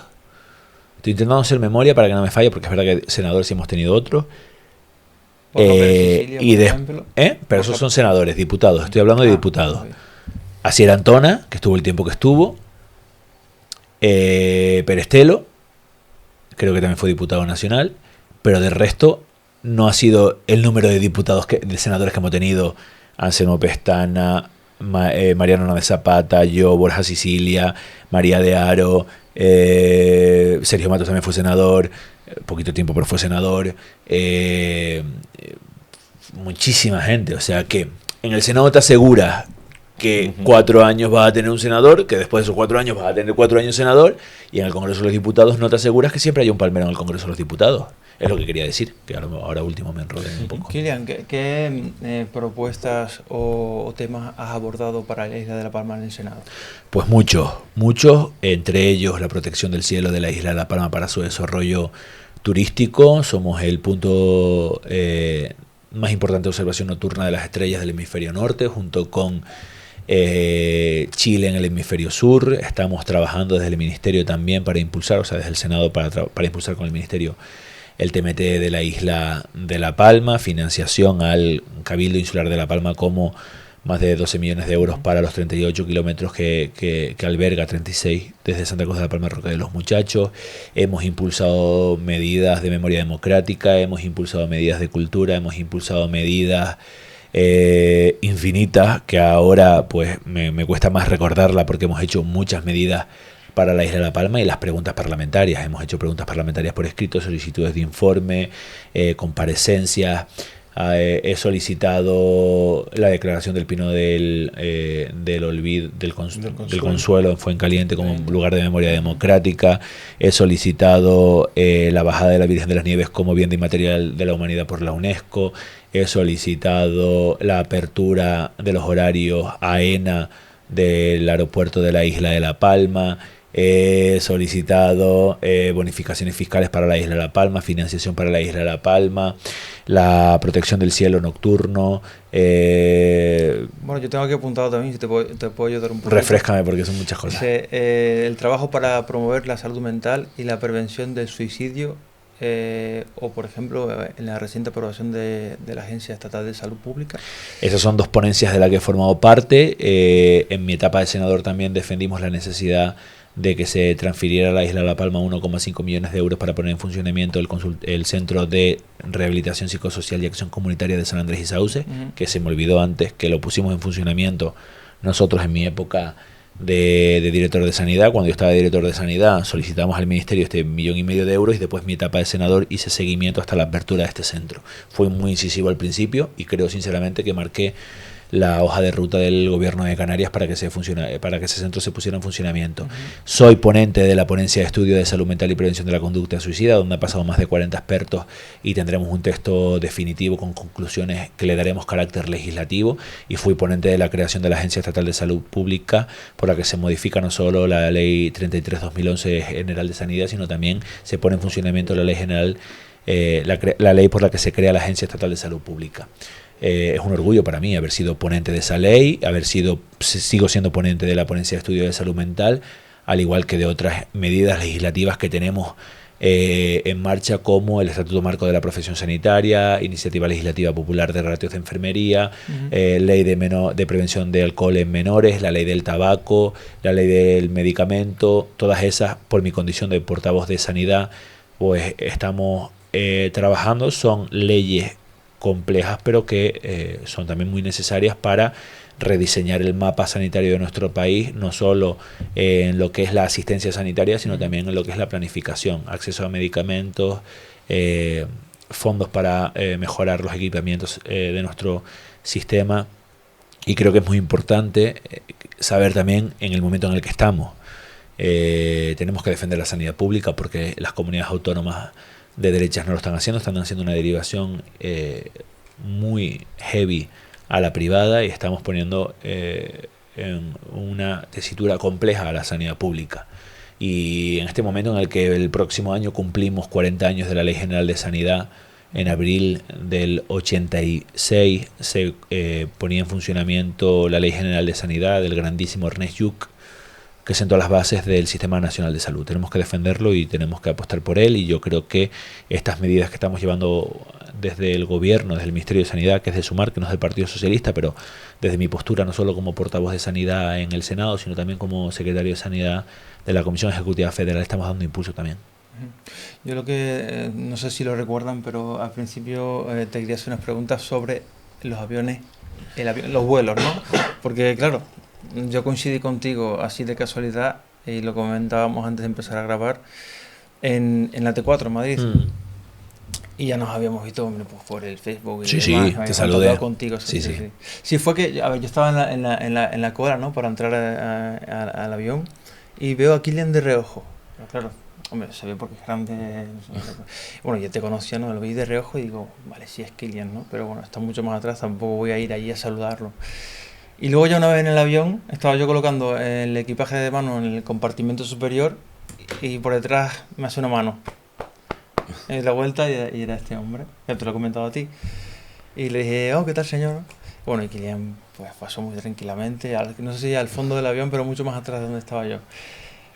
A lo que voy con esto es que uno se acostumbra a tanto viaje Madrid-La Palma, La Palma-Madrid, porque son 3 horas. Yo lo único que... Esto era una curiosidad Sí, personal. no, Kylian. lo único que me molesta es cuando... A ver, yo me saco billetes de hoy para mañana. Y yo cuando me toca ir en la 32 con soy enorme, las piernas aquí, es lo único que llevo mal de los viajes. Los aviones no me molestan, los aeropuertos no me molestan, sé que forma parte de mi trabajo, son muchas horas, intento aprovechar los viajes para trabajar. Bajo la mesita me pongo ahí con el iPad a escribir, pero también lo agradezco porque es un momento en el que no tengo móvil, no me molesta a nadie, no molesto a nadie, no estoy conectado. Tengo costumbre de ir con tapones, me pongo los tapones y me pongo con el iPad a leer iniciativas parlamentarias, a escribir, a responder correos.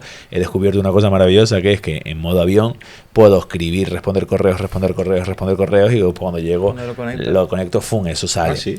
Sí, y está muy bien. Y luego también con el WhatsApp me pongo a responder, y cuando coge cobertura el móvil lanza. Aviones infinitos. ¿No es un estrés añadido para ti el hecho de bueno, como ciudadano, como persona que vive en una isla insular, ¿no? En la condición de insularidad, No. el hecho de tener que desplazarte hasta Madrid, ¿no lo consideras como ese estrés añadido? Porque yo lo pensaba, ¿no? Cuando venía, bueno, lo venía hablando con mi pareja bueno, le dije, este es el senador de La Palma ahí, Kilian, y veníamos hablando un poquito así en el avión y dije, joder, debe ser un poco, quizás un estrés añadido el hecho de estar pasando por el aeropuerto, el avión... Mira, te voy a poner un ejemplo de lo que hice hoy, de lo que voy a hacer este fin de semana y de Eso lo te que iba a voy a decir, hacer ¿cómo era el y día a día? lo que voy a hacer las próximas semanas. Venga, genial. Hoy me levanté a las 5 de la mañana. A las 7 cogí un vuelo, Madrid, Tenerife Norte, La Palma. Hoy estoy aquí porque tenía que hacer gestiones personales y porque venía a grabar con ustedes. Mañana me voy a Gran Canaria. Me iba a ir el mismo sábado a Málaga, de Málaga a Madrid, de Madrid lunes tengo interparlamentaria con el presidente. El fin de semana tenía que viajar a Gran Canaria, venir a La Palma, irme a Madrid. La próxima semana me voy a Segovia porque tengo unas jornadas parlamentarias en Segovia. Estuve en Polonia, la misma semana estuve en Polonia, en Barcelona, en Madrid, en Tenerife, en Gran Canaria y en La Palma. En una semana. En una semana. ¿Y no te ha pasado que te despiertes y dices, ¿dónde estoy? No, porque tengo un don de la ubicuidad muy bien y sé dónde estoy. Pero vivir con mi maleta y no saber qué ropa llevar porque tal, sí. O sea, la semana esa estuve en Varsovia, estuve en Barcelona, estuve en Madrid, esa semana fue muy heavy. Esa semana terminé muy cansado. ¿Cómo es el día a día de un senador en lo que es la parte profesional? Porque no es ir al Senado, a la sesión del Senado, votar y ya está. Habrá mucho trabajo detrás. Pues mira, para empezar, los jueves salen la orden del día. El orden del día. Tú te tienes que ver el orden del día para ver un poco cómo va funcionando, va a ser el próximo pleno. Si te toca intervenir, tienes que prepararte la intervención. Después tenemos reunión de grupo parlamentario los martes previo al pleno. Después tenemos pleno los martes desde las 4 de la tarde a que terminemos. Pueden ser perfectamente las 9 de la noche, las 10 de la noche. Y después tenemos el miércoles todo el día desde las 9 de la mañana hasta las 9 de la noche pleno. No paramos para comer, sino que nos dividimos. Los pares salimos a la 1, comemos, y los impares salen a las 2, comen y vuelven. O sea, en el mismo hemiciclo, los escaños están numerados, tú sales, comes lo que puedas en el restaurante y vuelves a entrar, y así no se interrumpe la sesión plenaria.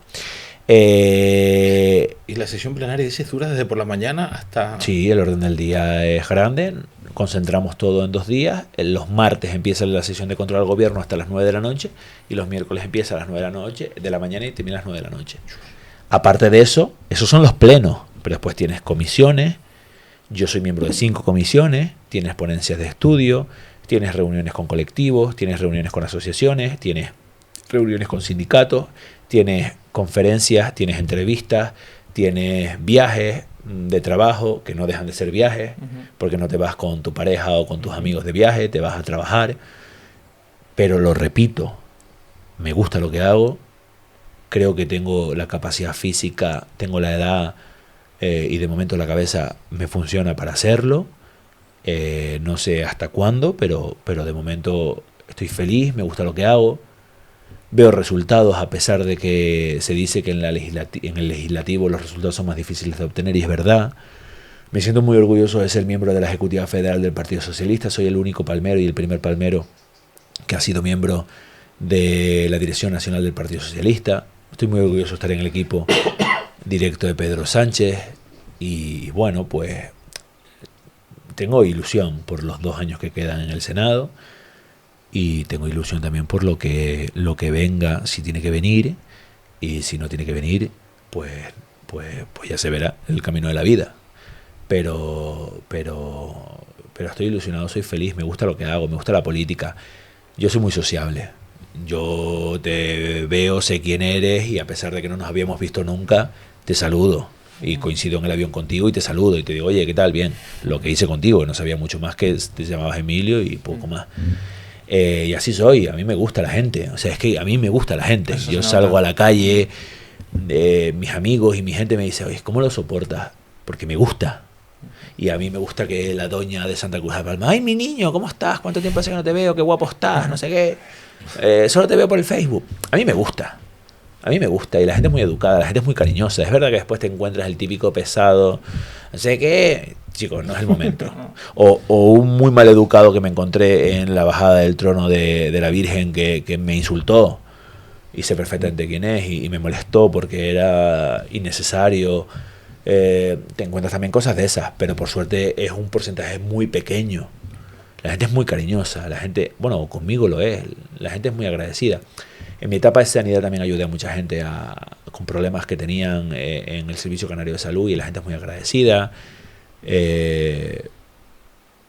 No sé, yo voy en el avión y me pongo a hablar con una, me encuentro mucha gente en el avión en Madrid. Viajo en todas las categorías. He tenido que viajar en business cuando tengo que viajar en business. Viajo en turista cuando tengo que viajar en turista. Viajo en salida de emergencia cuando puedo porque es más cómodo para mí porque soy muy alto. Y he viajado en la 32 porque he tenido que sacar vuelo de ahora para ahora y era el único que había y voy en la 32. O sea, he volado en todas las categorías de los vuelos, en todos los asientos y si tengo que volar con el piloto, vuelo con el piloto. Y me encuentro con mucha gente. Y si me reconocen y hablan conmigo y sé que van a estar en Madrid, siempre les ofrezco venir al Senado. Vamos a tener Siempre. aquí, me acabo de acordar, vamos a tener aquí de los dos, digamos, influencers o comandantes más conocidos a nivel nacional. Vamos a tener ¿Sí? aquí el próximo mes a uno de ellos, luego te comento quién es. Vale. Pues eso, que yo siempre que me encuentro gente de La Palma que sé que están en Madrid, le digo, oye, te dejo mi teléfono, si te quieres venir a conocer la Cámara, te la enseño. Y ha venido mucha gente de La Palma a conocer el Senado, mucha gente, y siempre subo alguna fotillo. Ahora estoy más ligadillo y menos, pero mucha gente, y han venido, y a mí me encanta. No, pero yo me creo que encanta la gente- enseñarle el Senado a la gente y Yo creo que hay la mucha gente- gente de La Palma que ha conocido el Senado conmigo, pero Yo creo que la gente- igual que con otros senadores. Yo el clamor, ¿no? Lo que sientes por ahí, yo antes de conocerte, bueno, yo te había visto ya, ¿no? Pues era un personaje, un cargo público, no pasa una nada. persona que está en los medios y Sí. demás. Y sí que es verdad que la gente tiene un buen concepto de ti en general. Eso sí que es verdad que hasta él y yo lo hemos hablado y eres una persona con buena estima por ahí.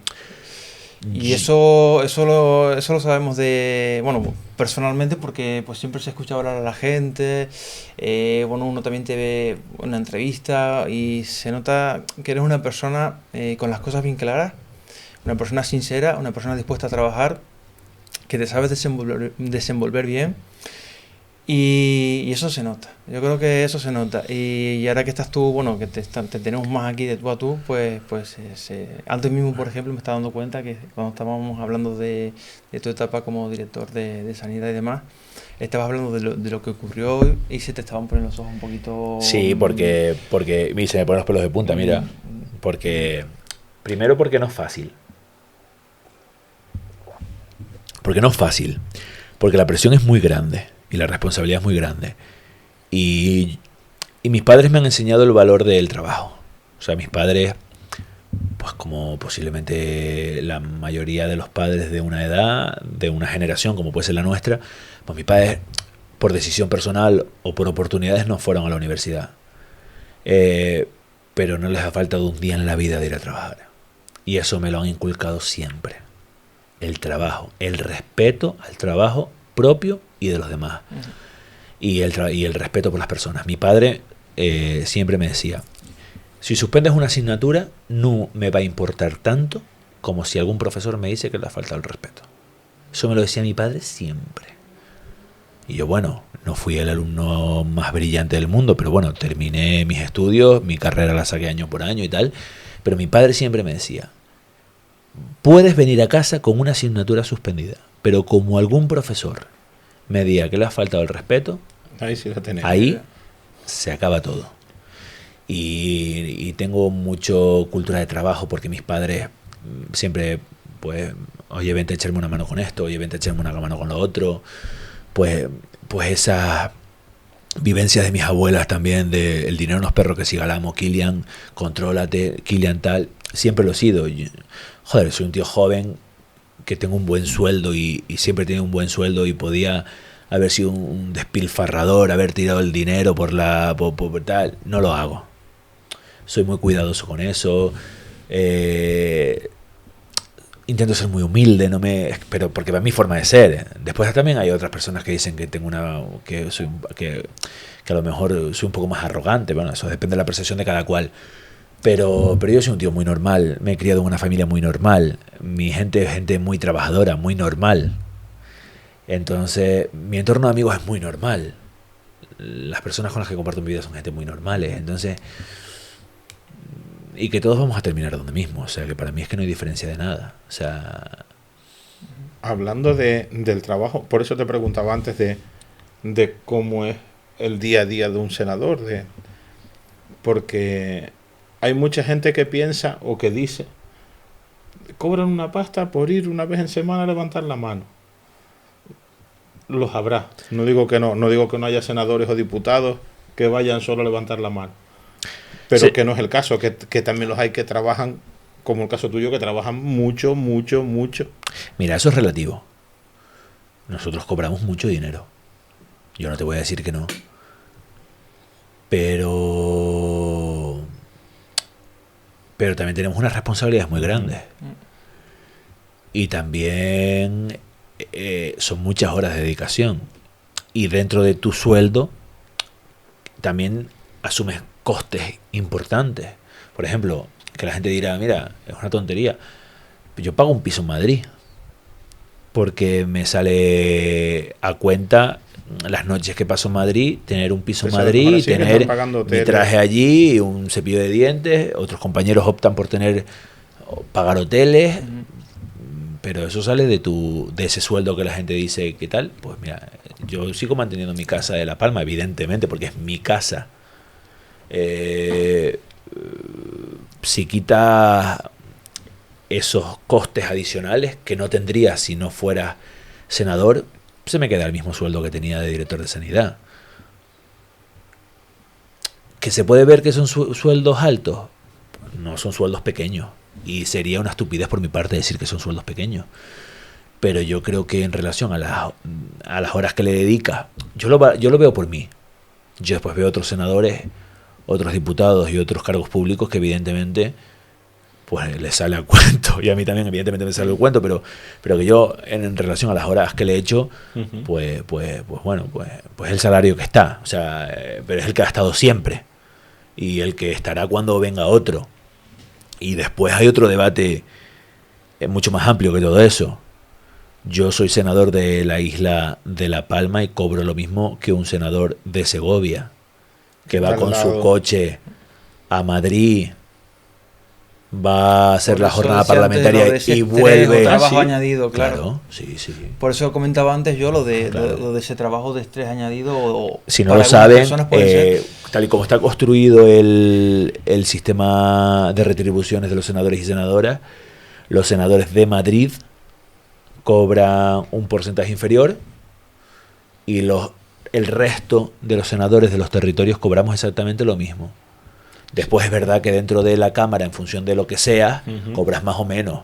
Yo también soy portavoz de sanidad, con lo que cobro más, pero igual que los portavoces cobran más, los vicepresidentes de mesa cobran más, eso es así, los presidentes de mesa cobran más, bueno, eso es así. Pero en sueldo neto, los senadores canarios cobramos lo mismo que los senadores peninsulares, y muchos senadores peninsulares tienen la opción de dormir en su casa todos los días, y nosotros no, y cobramos lo mismo. O sea, que eso es una anécdota. O sea, al fin y al cabo, es más que para que veas que ahí hay un debate que se puede abrir, que es un debate muy poco, o sea, que es un debate políticamente incorrecto, porque mucha de la gente te dirá, oye, tal y como está viviendo la gente, con los sueldos que está viviendo la gente, ni se te ocurre abrir la boca. Y yo no lo voy a hacer nunca, porque yo me considero que estoy bien pagado y nunca en la vida pensaría en eso. Y no accedí a la política por un sueldo, porque yo tenía un sueldo. No accedí a la política por eso, porque tenía un sueldo y tenía un muy buen horario de trabajo. Accedí a la política por convicción, por compromiso y porque me gusta. Y porque soy un ser social y me gusta relacionarme con la gente y me gusta resolver los problemas y me gusta el día que no me gusta, el día que me canse, que podrá ser cuando sea, pues me voy. Yo creo que el debate era más que por el sueldo, por el que hay gente que piensa que es ir, votar, coger un avión y volverse. No, yo creo que Y lo deja bastante claro. es que hay mucho más detrás. El trabajo mucho que hay más. detrás. Hay mucho trabajo. Y no solo hay trabajo, mucho trabajo. sino, Kilian, perdona. Y lo que te cuesta prepararte las intervenciones. Claro, que tú tienes 5 minutos, pero tú tienes que leerte Es todos que a los eso iba ahora. informes. A eso Tienes iba que ahora. leerte informes, prepararte temas. No solo es lo que la gente ve ahí, sino el trabajo. Bebo mucha agua porque estoy ronco. Sí, como entonces, si te quieres ver la botella entera o te cogemos otra botella, no hay problema por eso. Claro, la gente ve, y a veces, bueno, pues por desconocimiento evidentemente, lo que pasa es que tienden a juzgar así porque sí, sin más información, pero la gente ve a una persona que está cobrando X dinero, que está en el Senado en tu caso, por ejemplo, y dicen, vaya, ¿qué hace? Se levanta, dice 4 cosas y poco más, ¿no? Eso es lo que ve la gente, ¿no? Pero me alegra que hayas hablado hoy de todo lo que supone ser, en este caso, senador por la isla de La Palma, porque habría que pensárselo, o sea, no es fácil. Como diría Borja Perdomo, hay que estar. Hay que estar. Y otra cosa, cosa que si no se me olvida. Pero lo dejo muy claro. Lo dejo muy claro. Estoy encantado de ser el senador de la isla de La Palma. Estoy orgulloso y estoy feliz. ¿Qué dirías, Kilian, para estar en la Cámara Alta? ¿Qué se tiene que tener como persona, como político? ¿Qué rasgos tienes que tener para ser un buen senador? Porque levantarse allí, defender o exponer unos temas, con esa vehemencia, con esa oratoria, no debe ser, por lo menos para mí no sería fácil. Pues yo creo que tienes que tener los pies en la tierra, para empezar. Si tienes los pies en la tierra, tienes la cabeza medianamente bien amoblada, y después te desenvuelves en la oratoria, te desenvuelves un poco en el procedimiento administrativo, en las leyes y tal, puedes hacer un muy buen papel. Pero lo fundamental es que tengas los pies en la tierra, que sepas cuáles son las necesidades de tu tierra, que sepas las necesidades de la gente por la que te ha puesto ahí y seas fiel. Después es verdad que tienes que ir con un argumentario de tu partido, pero no es porque exista un argumentario como tal, sino porque tu partido tiene un ideario político. Y si tú no estás en ese ideario político, no estés en ese partido. Y eso la gente que somos de partido tenemos que tenerlo claro. Pero también es muy bonito cuando intervienes desde el atril del Senado y eres consciente de que eres 266/50 millones de personas. O sea, eres un puto afortunado que eres una de las 266 personas que representas en la Cámara a 50 millones de españoles. Porque ya no solo representas a los intereses de la isla de La Palma. Cuando yo defendí la ley de creación de la Agencia Estatal de Salud Pública, estaba defendiendo a los 50 millones de españoles. Es una responsabilidad grande. Pero bueno, es muy orgulloso. Ya cuando yo dejé de ser senador, si algún día tengo hijos, pues le diré, oye, pues eso lo hizo tu padre. Es un orgullo personal. Como alargamos la entrevista mucho más, perdemos la voz de... No, ya sí. Para ir finiquitando simplemente, nos gustaría conocer cuál es tu visión. Antes la ha dado un poquillo, ¿no?, del panorama actual en la isla de La Palma, pues a nivel político y demás, ¿no? Pero, ¿qué te gustaría a ti o cómo te gustaría ver a la isla de La Palma de aquí a... bueno, en el futuro, de aquí a pocos años? Y si crees que la isla de La Palma está o se ha quedado un poquito rezagada en estos últimos años con respecto a las demás islas. Yo creo que La Palma tiene un potencial importantísimo para su desarrollo, pero su desarrollo tiene que ser sostenible. En Canarias tenemos ejemplos de lo que La Palma puede y quiere ser, y tenemos ejemplos de lo que La Palma no quiere y no puede ser. La Palma no puede ser el sur de Tenerife y La Palma no puede ser el sur de Gran Canaria. Pero La Palma podría obtener modelos como Lanzarote. Un turismo de calidad, sostenible, que cuide el entorno, patrimonialmente rico. La Palma tiene recursos naturales importantes para las renovables. La Palma tiene el mejor cielo de observación nocturna del hemisferio norte. La Palma tiene una gastronomía que es difícil encontrar en cualquier territorio. La Palma tiene gente que pudiera apostar por esta isla de una manera que si tuviera apoyos lo haría. Y me atrevo a dar nombres y apellidos como puede ser Enrico y Luis Latorre, un empresario que tiene un hotel precioso en la isla de La Palma como es la Hacienda de Abajo, que está nominado al mejor hotel con encanto La pinacoteca más importante de España, ¿no? De pinacotecas, que va ahora a unos premios a Washington. Tenemos que apostar por esa gente, por esa gente de La Palma que quiere salir adelante, que posiblemente no tenga necesidades económicas ninguna y lo que quiere es apostar por nuestra isla. Gente que quiere de verdad la isla. Y con el discurso de Coalición Canaria no vamos a poder hacerlo. No, porque yo soy de los que creo que los problemas se solucionan cuando te remangas las mangas y cuando te remangas los pantalones y si quieres la paz, mójate el culo, tío. No te pongas a llorar continuamente. Ni llorar ni echar balones fuera se va a solucionar los problemas de La Palma. La gente te ha dado el respaldo mayoritario. Repito, 20.000 votos no son cualquier voto. Son muchos votos, 20.500. Respóndele a la gente, tío, que te ha apoyado y te ha votado. Bueno, pues yo creo que con esta última reflexión sobre sobre la isla de La Palma, sobre lo que consideras que está ocurriendo y que te gustaría que ocurriese en la isla de La Palma, yo creo que podemos dejar ya finiquitado el podcast de hoy, pero aparte de agradecerte el hecho de que estés aquí con nosotros hoy, porque se supone un esfuerzo, ¿no? Y más después de todo lo que hemos conocido, que hace en este caso Kilian como senador, que es muchísimo, que la gente no piense solo que es ir allí, darse el viaje. Solo se ven los 3 minutos del vídeo de las redes sociales y las 4 fotos. No resumen en absoluto el grandísimo trabajo que hay detrás. Quien nos está escuchando y viendo sabe, yo creo que les han tenido que quedar bastante claro el trabajo tan fuerte, ¿no? Y el compromiso que tiene una persona, pues en este caso hablando de ti, ¿no? Como senador por la isla de La Palma.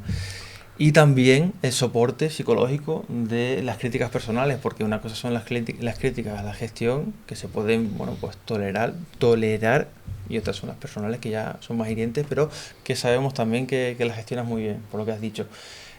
Antes de irnos, vamos a darte la tacita del último pito. Pero yo me voy a llevar la mía, que la he usado. ¿Esta no me la puedo llevar? No, bueno, vale. Porque es distinta, te la llevas nueva. Es que no son iguales. No, esta salida de fábrica. O sea, esta la fuimos a recoger hoy, esta y todas las que están ahí encima. Venga, va. Estas están, de paquete. Por Venga, fenomenal. Pero son iguales, ¿eh? Venga. Ahí no cambia nada.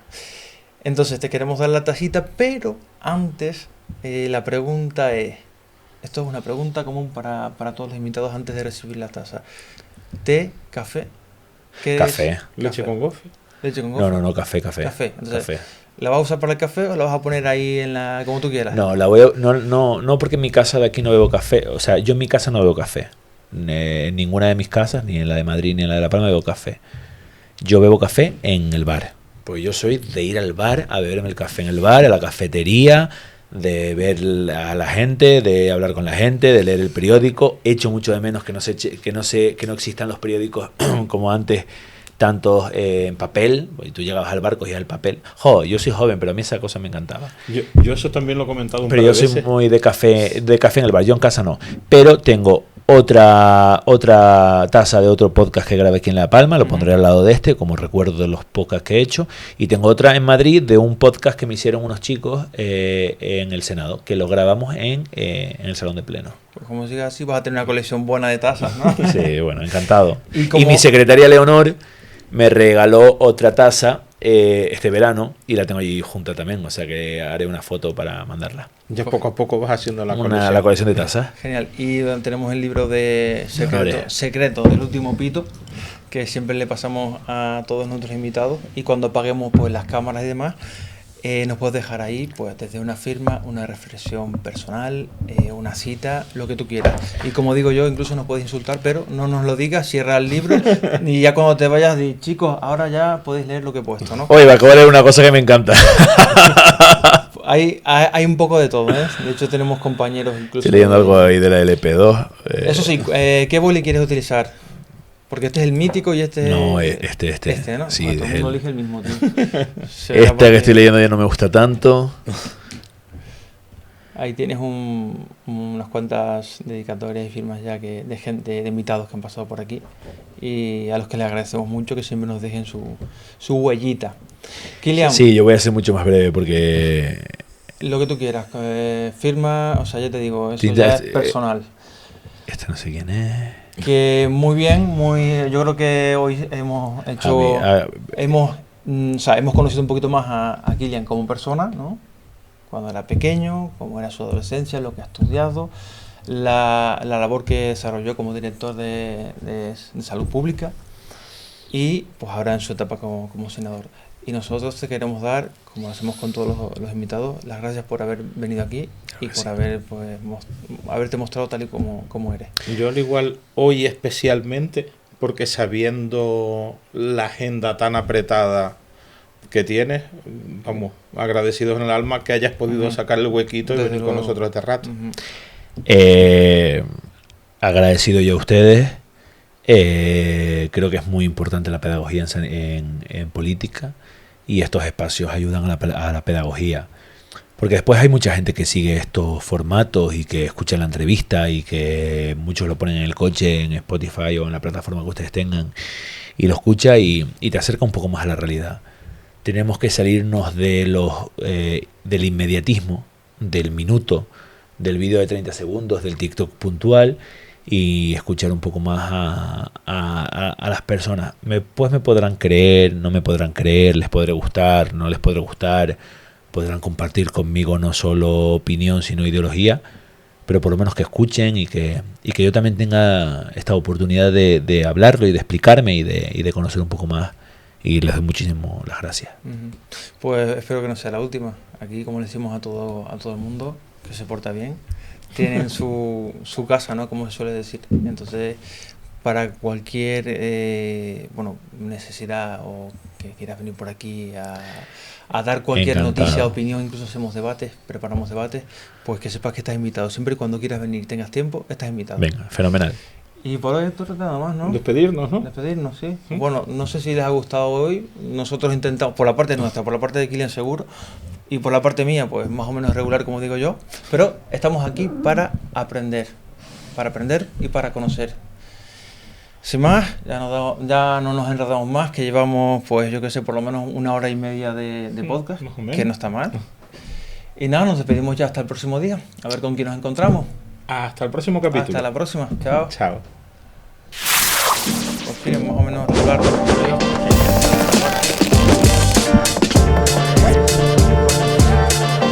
Nos falta...